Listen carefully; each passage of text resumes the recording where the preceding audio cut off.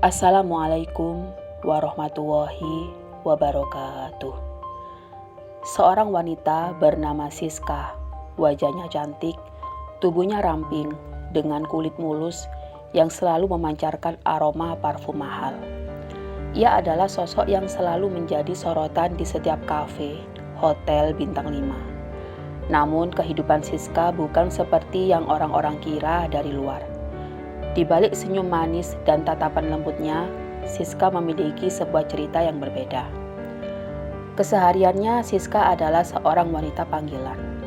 Ia hidup di dunia yang dihiasi kemewahan, dari pakaian berlabel desainer ternama hingga sepatu mahal, dari makanan di restoran bintang 5 hingga mobil sport yang disewanya untuk tampil memukau. Namun semua itu bukan miliknya sendiri. Siska adalah wanita bookingan para om-om tajir dan pengusaha, dan lelaki tua yang haus akan perhatian dan kehangatan yang tak bisa mereka dapatkan di rumah mereka sendiri.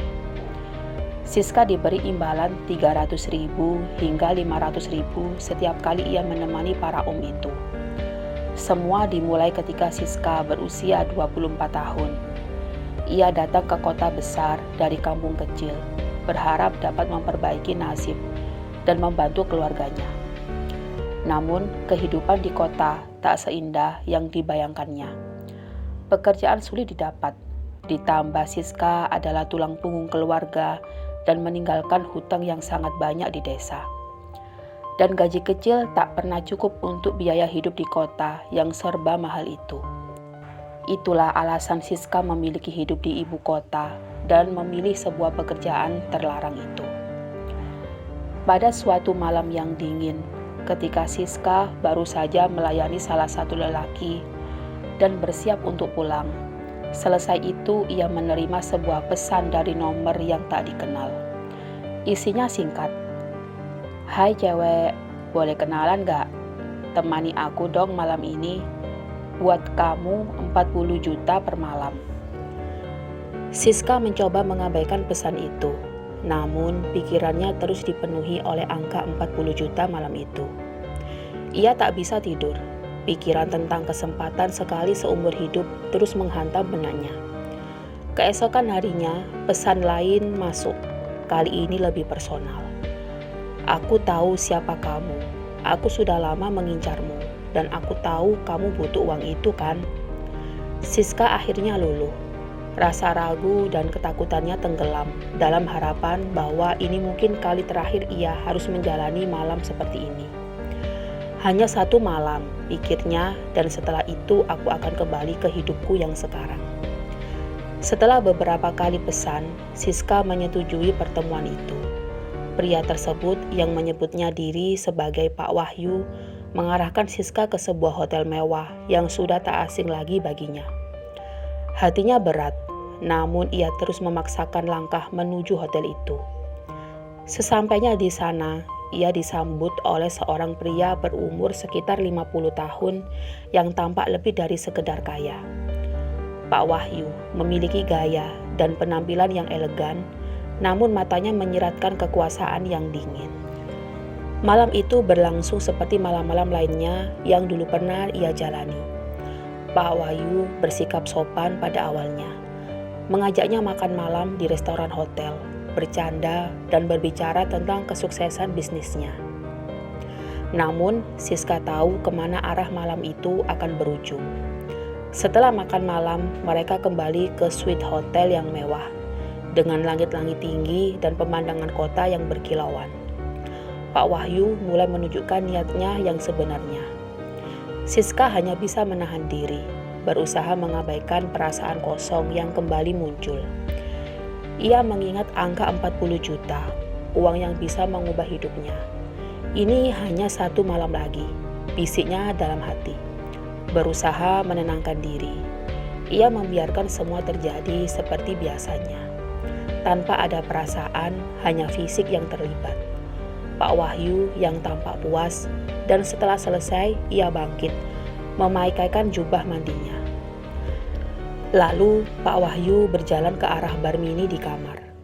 "Siska, katanya sambil menuangkan minuman. Malam ini sungguh luar biasa, bukan? Siska hanya tersenyum lemah, merasa jiwanya semakin tenggelam dalam jurang kehampaan. Ia otomatis menunggu dengan sabar saat Pak Wahyu mengeluarkan sebuah amplop atau mentransfer uang yang dijanjikan. Namun waktu berlalu, tak ada tanda-tanda Pak Wahyu akan menepati janjinya. Setelah beberapa menit berlalu dalam keheningan, ia menenggak minumannya dan menatap Siska dengan senyum tipis. Siska bingung, bagaimana dengan uangnya? Tanyanya dengan suara yang bergetar. Pak Wahyu tertawa kecil. Oh itu, sabar dong sayang, kita habiskan minuman ini Siska. Perasaan dingin mulai menjalar di seluruh tubuh Siska. Ia merasa terjebak dan dipermainkan. Tapi kita sudah sepakat, kamu berjanji, katanya dengan suara naik, hampir panik. Pak Wahyu mendekatinya dengan langkah tenang dan merendahkan tubuhnya. Menatap Siska yang kini duduk terdiam di tepi ranjang. Kamu tidak punya kuasa di sini Siska. Kamu hanya seorang wanita bookingan. Dan aku adalah seorang yang bisa mendapatkan segala tanpa perlu membayar sepeser pun jika aku mau. Lagi pula, siapa yang akan percaya padamu? Mata Siska memanas, air mata mulai menggenang. Seluruh tubuhnya bergetar antara marah, takut, dan merasa hancur. Selama ini, ia merasa memiliki kendali dalam kehidupannya, meski hanya sedikit.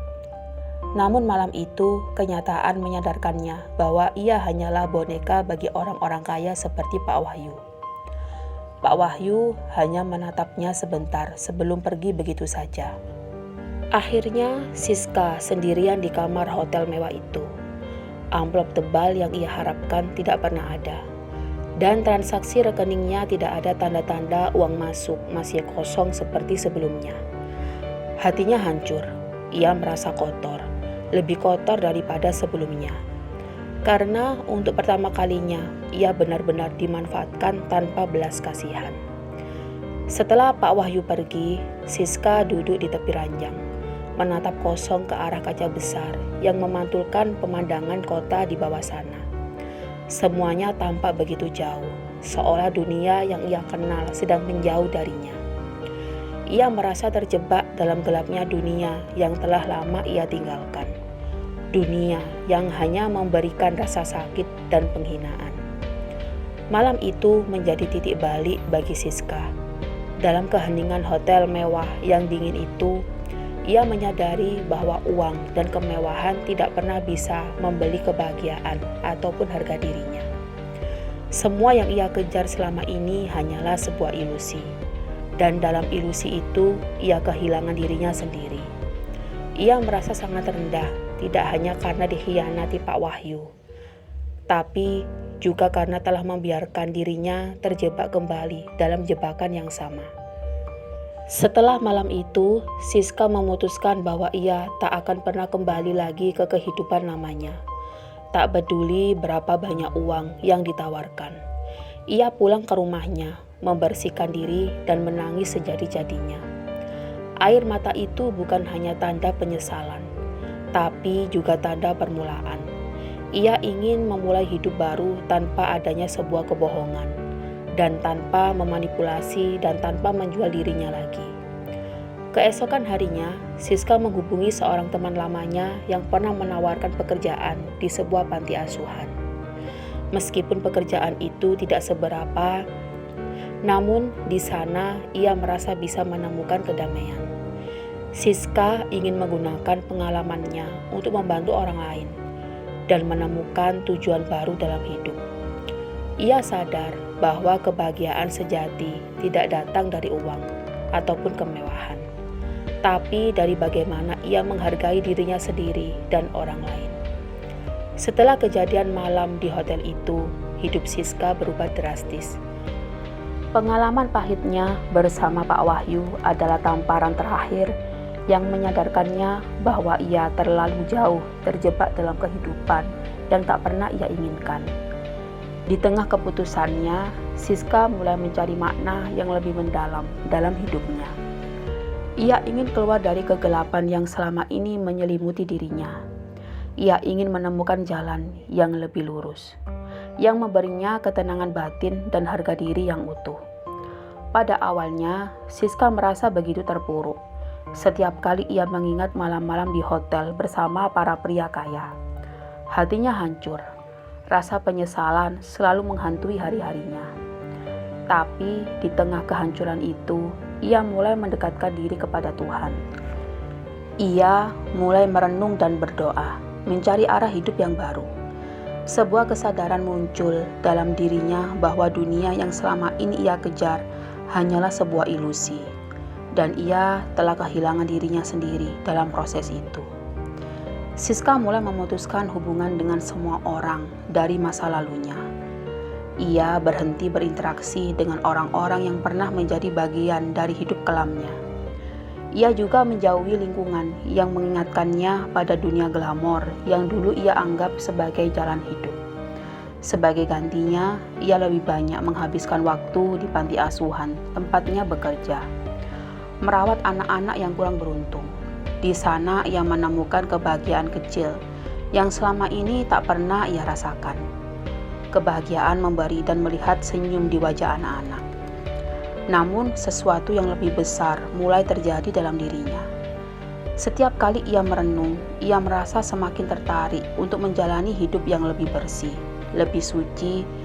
Ia mulai belajar tentang agama, membaca buku-buku tentang keimanan, dan berbicara dengan orang-orang yang telah menjalani perjalanan spiritual. Hari demi hari, hatinya semakin mantap. Hingga pada suatu pagi, Siska membuat sebuah keputusan besar yang akan mengubah hidupnya selamanya. Ia memutuskan untuk berhijab. Keputusan ini bukan datang tanpa pertentangan batin. Siska tahu bahwa mengenakan hijab berarti benar-benar meninggalkan gaya hidup lamanya.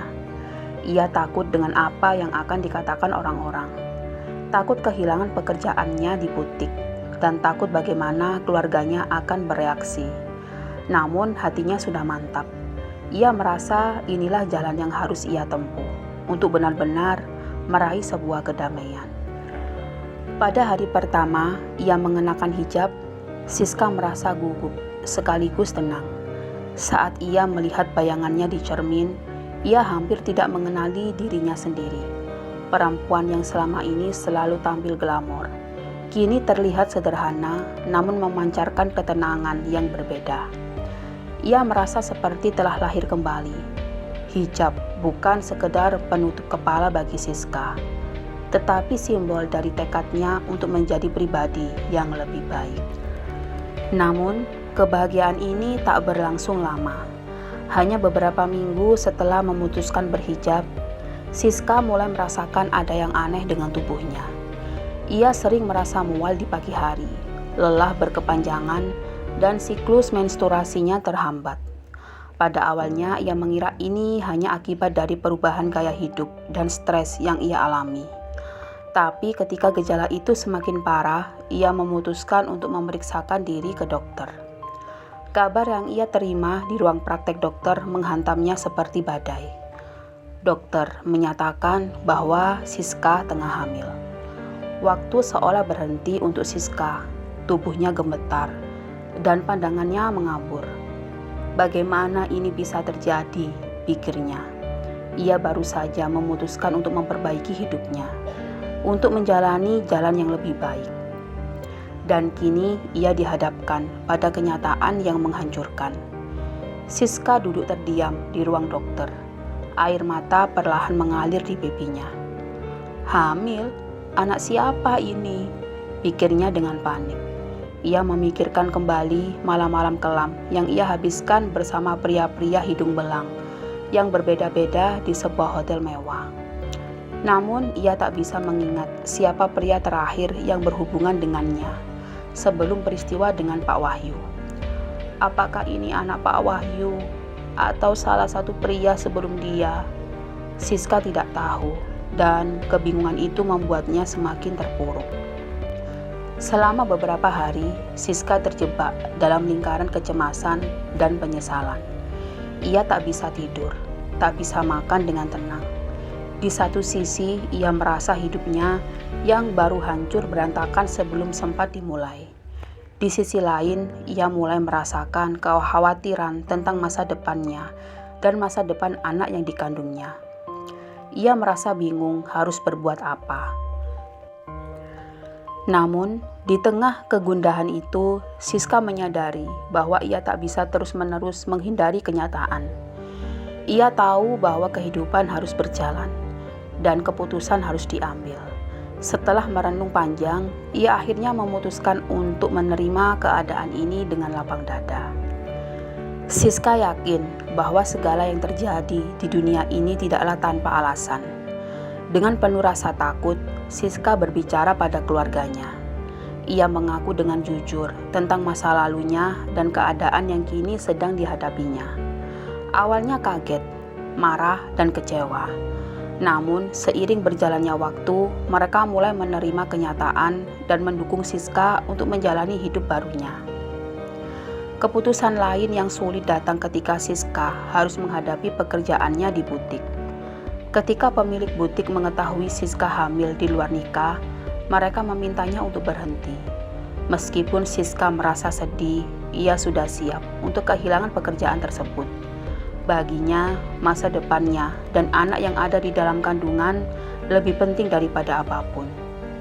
Selama kehamilannya, Siska terus mendekatkan diri pada Tuhan. Ia memperbanyak ibadah dan membaca Al-Quran, dan mencari petunjuk dalam setiap langkah hidupnya. Ia tahu bahwa jalan yang ia tempuh tidak mudah. Tapi ia bertekad untuk menjadi ibu yang baik dan memberikan kehidupan yang lebih baik untuk anaknya. Saat melahirkan, Siska merasakan kebahagiaan yang luar biasa. Ketika ia menggendong bayinya untuk pertama kali, semua keraguan, ketakutan, dan rasa bersalahnya seolah hilang. Anak itu adalah sebuah anugerah, bukan kutukan.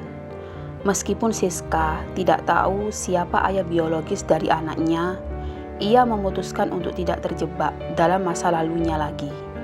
Baginya, anak itu adalah titipan Tuhan dan ia akan merawatnya dengan penuh cinta. Dengan hijab yang menutupi kepalanya dan bayi yang selalu berada di pelukannya, Siska memulai hidup baru yang lebih damai dan penuh dengan pengharapan.